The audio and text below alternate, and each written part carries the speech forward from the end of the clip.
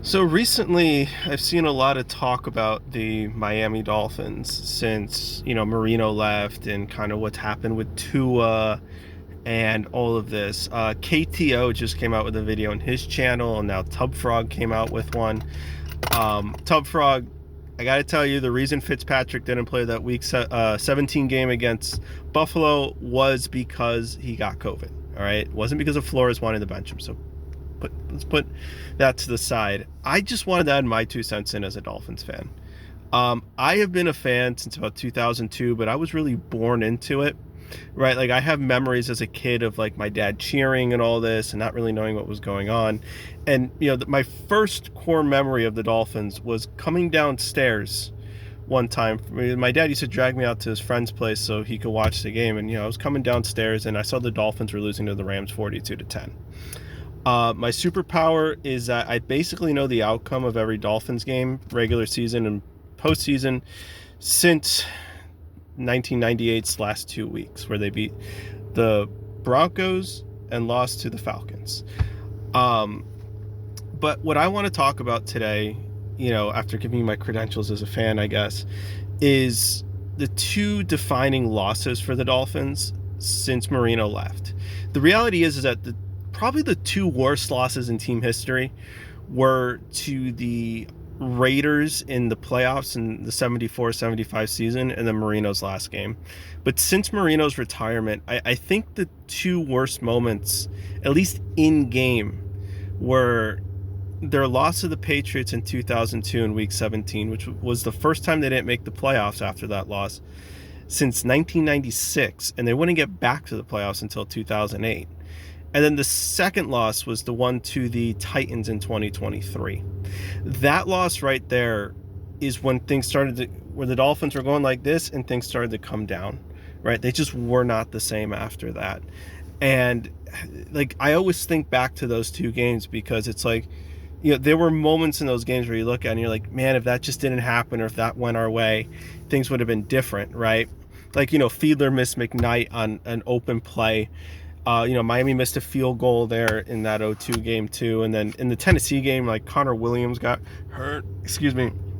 Tyreek Hill got injured that game. And it was a mess, right? And the Dolphins, despite having the lead, blew it. And I knew in that moment that was going to be like their defining loss for years to come, right? And it was. Like, you go to any Dolphins page, you check Dolphins Twitter, whatever, that's a game that is still fresh in people's minds, right? And the reason I bring up those two games in particular is because I personally think 0-2 and 0-3 were the Dolphins' best chances to make a run, right? And ultimately, a few things didn't break their way and it just didn't happen. You had those two defining losses, but let's also keep in mind, in 2002, Jay Fiedler gets hurt, right? If Fiedler doesn't get hurt and misses basically, 6 games that he missed? I mean, they definitely beat Buffalo, right? And that wins them the division. And chances are they beat the Jets on the road.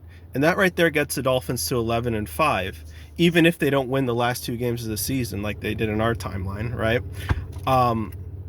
And with an 11-5 record, the Dolphins would have been the first seed in the AFC. And with that win against Buffalo that they would have had, let's keep in mind, the Dolphins would have been 15-1 in Miami dating back to the 0-1 season. And teams would have had to come to them. Like the Raiders, who already struggled against the Dolphins during that time, Tubfrog, look it up for yourself. They would have had to go to Miami if they wanted to win the Super Bowl or get to the Super Bowl that year. Now, granted, I don't think the Dolphins would have won a Super Bowl that year, but I think that year was a golden opportunity for them to make a deep playoff run. 2023, over 20 years later, same thing. Right, you have this high-flying offense, and this defense, which is passable when everyone was healthy, but injuries got in the way and they didn't have the depth, right? So if you look at the Connor Williams injury, that killed them. The points they averaged when Connor Williams was on the field versus when he wasn't was a night and day difference. If you look at the production of that offense after he got hurt, they weren't the same.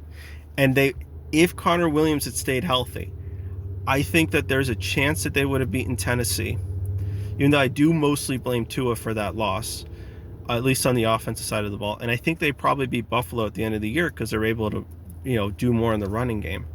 So, yeah, that's my 2 cents on the Dolphins. There's a lot more I can get into, such as how, they lost 3 games in a row that they should have won at the end of 2002 and the start of 2003, right? Or how, yeah, just how they didn't draft Aaron Rodgers, or how they missed on, generational tight end in last year's draft. And there's a lot to be said. And I know all about it. So when I see these breakdowns of the Dolphins, like, I'm more looking for mistakes than anything else, because it's like, yeah, I already know all of this and I hate it. And I hate the fact that I was born into being a freaking Dolphins fan. Like, of all the teams, every team since the realignment in 2002 has won a playoff game except for the Dolphins. Okay? Like, it's a headache being a Dolphins fan. And I know no one will probably see this video because who the heck am I? But I'm telling you guys, if you have an option, don't do it. Like, this year is going to be a rough season. The schedule's tough, and let's be honest, most of these guys are rookies, are on 1-year deals.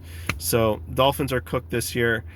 I'm thinking if Malik Willis works out by the next season, they could be kind of an outer bubble playoff team, maybe a wild card team.